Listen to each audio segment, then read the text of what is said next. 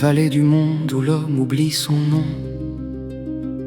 là où les routes se brisent contre les pierres du doute, un berger marche encore sous les étoiles du silence. Il ne porte ni couronne d'or ni sceptre éclatant, mais une lampe vivante allumée par l'amour éternel. Il connaît chaque âme, comme le vent connaît la feuille, comme la mer reconnaît la rivière qui revient mourir en elle. Et lorsqu'au soir les troupeaux se reposent dans la paix des collines sacrées, lorsque 99 souffles dorment dans la chaleur de la bergerie, le cœur du berger demeure inquiet, car une voix manque à l'appel de la nuit.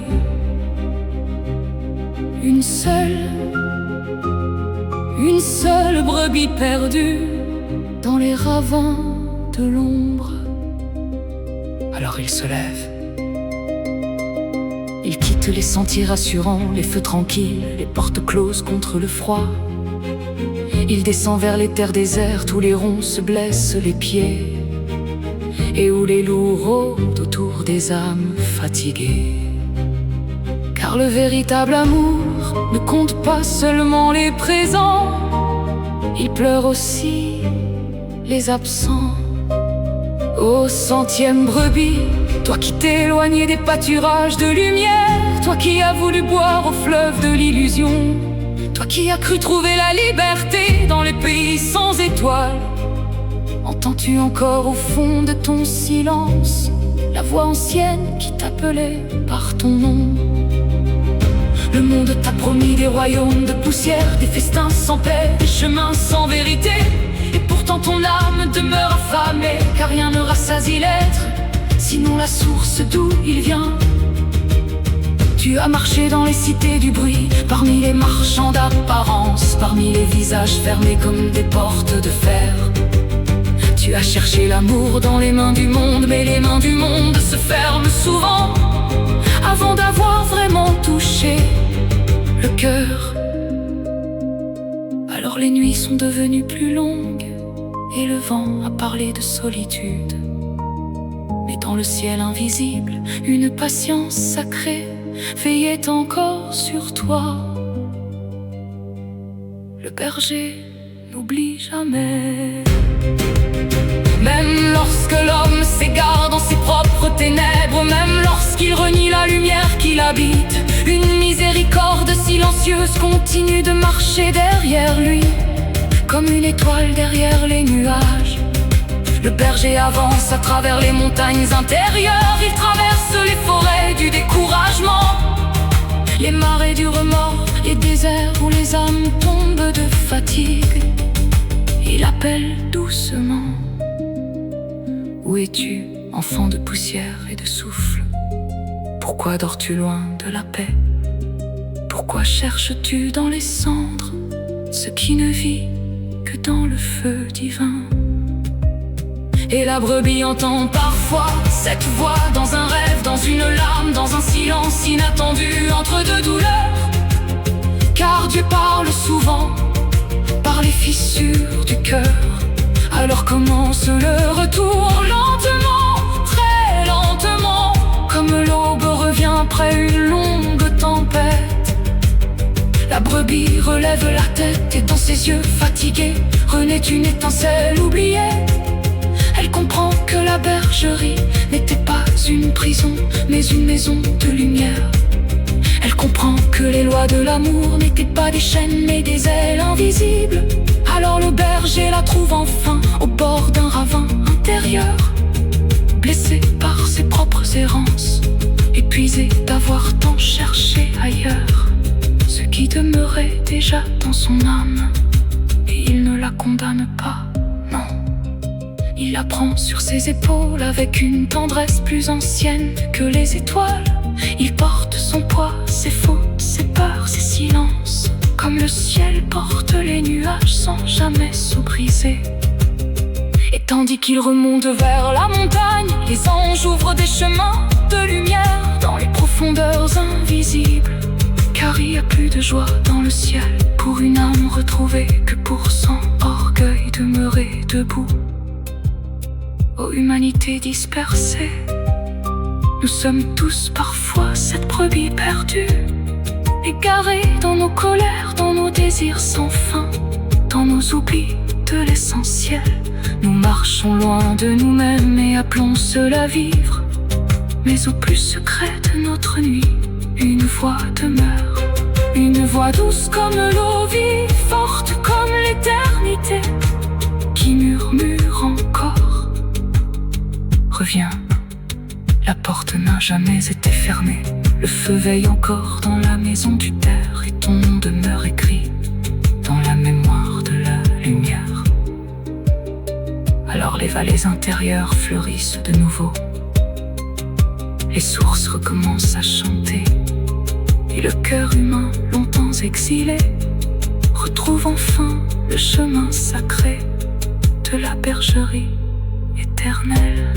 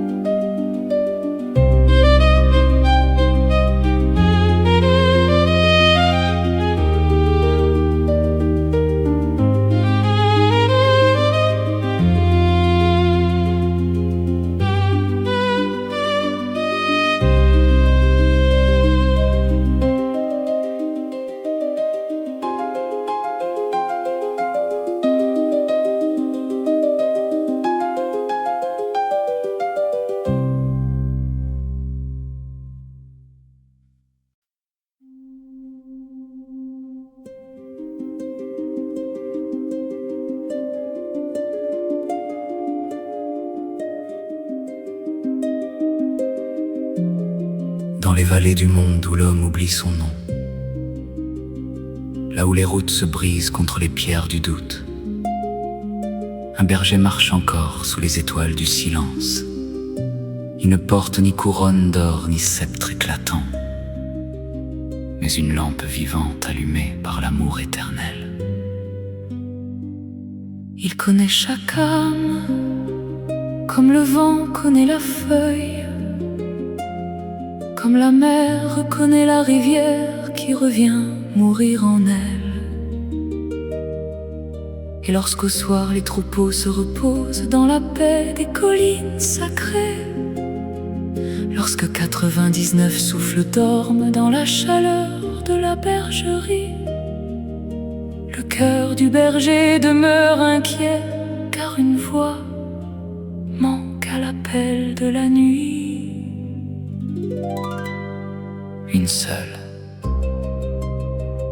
Une seule brebis perdue dans les ravins de l'ombre. Alors il se lève. Il quitte les sentiers rassurants, les feux tranquilles, les portes closes contre le froid. Il descend vers les terres désertes où les ronces se blessent les pieds et où les loups rôdent autour des âmes fatiguées. Car le véritable amour ne compte pas seulement les présents, il pleure aussi les absents. Ô centième brebis, toi qui t'éloignais des pâturages de lumière, toi qui as voulu boire au fleuve de l'illusion, toi qui as cru trouver la liberté dans les pays sans étoiles, entends-tu encore au fond de ton silence la voix ancienne qui t'appelait par ton nom? Le monde t'a promis des royaumes de poussière, des festins sans paix, des chemins sans vérité. Et pourtant ton âme demeure affamée, car rien ne rassasie l'être, sinon la source d'où il vient. Tu as marché dans les cités du bruit, parmi les marchands d'apparence, parmi les visages fermés comme des portes de fer. Tu as cherché l'amour dans les mains du monde, mais les mains du monde se ferment souvent avant d'avoir vraiment touché le cœur. Alors les nuits sont devenues plus longues et le vent a parlé de solitude. Mais dans le ciel invisible, une patience sacrée veillait encore sur toi. Le berger n'oublie jamais. Même lorsque l'homme s'égare dans ses propres ténèbres, même lorsqu'il renie la lumière qu'il habite, une miséricorde silencieuse continue de marcher derrière lui, comme une étoile derrière les nuages. Le berger avance à travers les montagnes intérieures, il traverse les forêts du découragement, les marais du remords, les déserts où les âmes tombent de fatigue. Il appelle doucement. Où es-tu, enfant de poussière et de souffle? Pourquoi dors-tu loin de la paix? Pourquoi cherches-tu dans les cendres ce qui ne vit que dans le feu divin? Et la brebis entend parfois cette voix dans un rêve, dans une larme, dans un silence inattendu entre deux douleurs. Car Dieu parle souvent par les fissures du cœur. Alors commence le retour, lentement, très lentement, comme l'aube revient après d'une longue tempête.